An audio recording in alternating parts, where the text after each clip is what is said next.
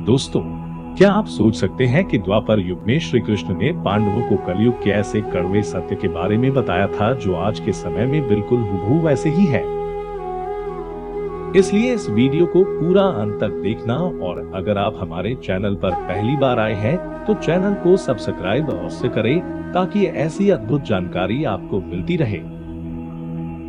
दोस्तों, महाभारत के युद्ध जीतने के बाद एक दिन पांडवों को कलयुग के बारे में जानने की जिज्ञासा हुई। वो ये जानना चाहते थे कि कलयुग में मनुष्य कैसा होगा और कैसा आचरण करेगा।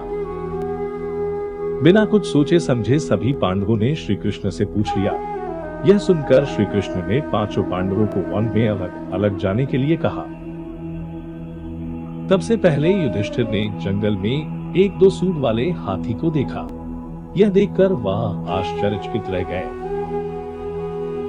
जंगल से लौटने के बाद जब उन्होंने कृष्ण को इसके बारे में बताया तो कृष्ण ने इसका मतलब समझाया कि कलयुग में ऐसे लोग राज करेंगे जो बोलेंगे कुछ और करेंगे कुछ और। ऐसे व्यक्ति ही दोनों तरफ से प्रजा का शोषण करेंगे। श्री कृष्ण का कथन आज के नेताओं को दर्शाता है।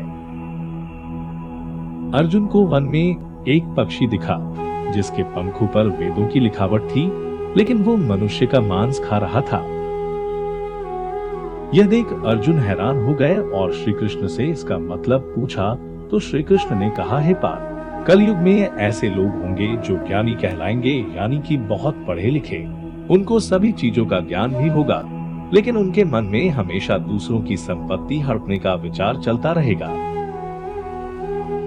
ऐसे ज्ञानी व्यक्तियों के मन में हमेशा यह विचार चलता रहेगा कि कैसे किसी की मृत्यु हो और हम उसकी संपत्ति हड़प लें। किसी भी मनुष्य का कितना भी बड़ा ओहदा क्यों ना हो, सबके मन में हमेशा दूसरों की संपत्ति देखकर जलन और द्वेष की भावना रहेंगी और मन में यह विचार हमेशा रहेगा कि ऐसा क्या करूं, ये संपत्ति मेरी हो जाए।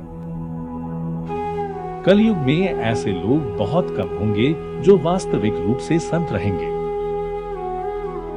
भीम ने एक गाय को देखा जो जंगल में बैठकर अपने बच्चे को चाट रही थी।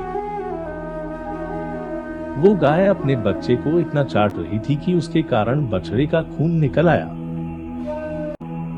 जब भीम ने कृष्ण को ये बात बताई तो कृष्ण ने कहा कि कलयुग में लोग अपनी संतानों के लिए इतने आसक्त हो जाएंगे कि उनकी संतान का विकास ही रुक जाएगा।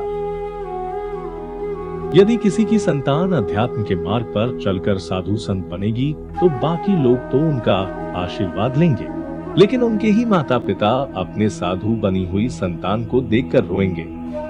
माता पिता हमेशा यही सोचेंगे कि हमारी संतान का क्या होगा। श्री कृष्ण ने यह भी बताया कि कलयुगी माता पिता अपनी संतान को परिवार के मोह माया में बांधकर ही रखेंगे। इसके साथ साथ श्री कृष्ण ने यह भी बताया कि तुम्हारा पुत्र तुम्हारा नहीं, उसकी पत्नी की अमानत है। तुम्हारी पुत्री उसके पति की और ये शरीर मृत्यु की अमानत है और आत्मा परमात्मा की अमानत है। सहदेव ने वन में बहुत से कुएं देखे जिनमें से सिर्फ बीच वाला कुआं खाली था। श्री कृष्ण ने इसका अर्थ बताते हुए कहा, कलयुग में माता पिता ही अपने पुत्र पुत्री के विवाह या किसी समारोह या उत्सव में बहुत ज्यादा धन खर्च करेंगे।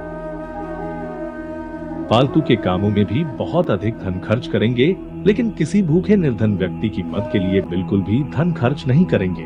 मदिरा पान में, संभव कर इंद्रियों की संतुष्टि में, नशा करने में और मांस खाने में बहुत अधिक धन खर्च किया जाएगा। और जो लोग ऐसी आदतों से दूर रहेंगे उन पर कलयुग का प्रभाव ना होकर परमात्मा का प्रभाव होगा और वे हमेशा शांतिपूर्ण जीवन व्यतीत करेंगे। नकुल ने वन में देखा कि एक बहुत बड़ी चट्टान पहाड़ से गिरी और रास्ते में आने वाले सभी पेड़ पौधों को रौंद डाला, लेकिन एक छोटे से पौधे से टकराकर वह चट्टान वहीं रुक गई। इसका अर्थ बताते हुए श्री कृष्ण ने कहा कि कलयुग में मनुष्य की बुद्धि नष्ट हो जाएगी और मनुष्य का तेजी से पतन होगा, और यह पतन इतना तीव्र होगा कि धन या सत्ता के वृक्ष इसे रोकने में सक्षम नहीं होंगे, लेकिन हरि नाम रूपी एक छोटे से पौधे से यह पतन रुक जाएगा या इसका असर कम हो जाएगा। हरि नाम पर कीर्तन करने से मनुष्य की बुद्धि प्रबल होगी और मनुष्य को सही गलत का निर्णय लेने में सहायता होगी।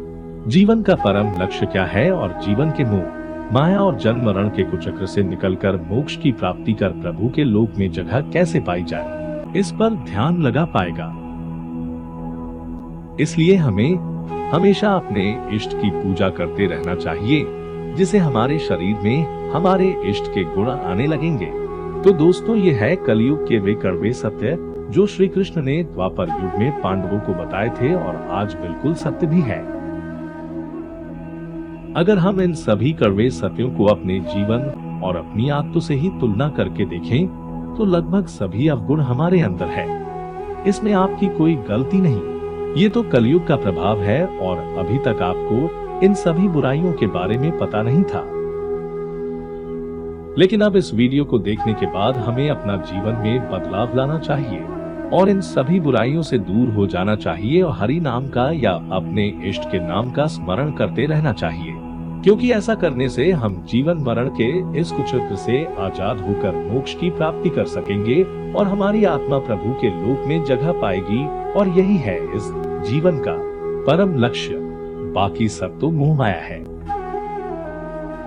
अगर आपको श्री कृष्ण का संदेश अच्छा लगा तो इस वीडियो को लाइक जरूर करें और कमेंट में श्री कृष्ण जरूर लिखें। अच्छे काम शुरू करने में देरी कैसी। इसे अपने दोस्तों रिश्तेदारों का साथ शेयर अवश्य करें। ऐसे ही सटीक जानकारी के लिए हमारे चैनल को सब्सक्राइब करें और आप सबसे अनुरोध है कि हमारे अन्य रोचक वीडियोस को देखने के लिए वीडियो के अंत में दिखाए गए स्क्रीन पर अभी क्लिक करें। मिलते हैं अगले वीडियो में, तब तक के लिए नमस्कार।